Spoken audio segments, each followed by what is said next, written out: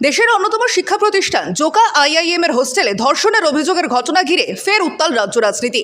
ঘটনাটি ঘিরে ইতিমধ্যেই তৈরি হয়েছে ধোঁয়াশা। ঠিক কী ঘটেছিল, এবার সেই সত্য অনুসন্ধানে অ্যাসিস্ট্যান্ট কমিশনারের নেতৃত্বে 7 সদস্যের সিট গঠন করেছে রাজ্য সরকার। এই ঘটনা নিয়ে একদিকে অভিযোগকারিনীর বাবার দাবি তার মেয়ের ওপর কোনো নির্যাতনই হয়নি, অন্যদিকে আক্রান্ত তরুণী নিজেই ধর্ষণের কথা জানিয়েছেন।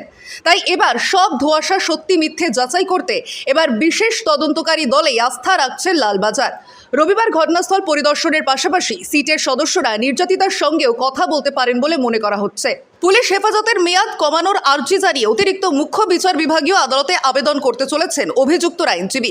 কিন্তু কেন হেফাজতের মেয়াদ কমানোর আর্জি? অভিযুক্ত আইনজীবীর বক্তব্য, ঘটনার পরের দিনই নির্যাতিতার বাবার বক্তব্য ছিল তার মেয়ের সঙ্গে এমন কিচ্ছু ঘটেনি।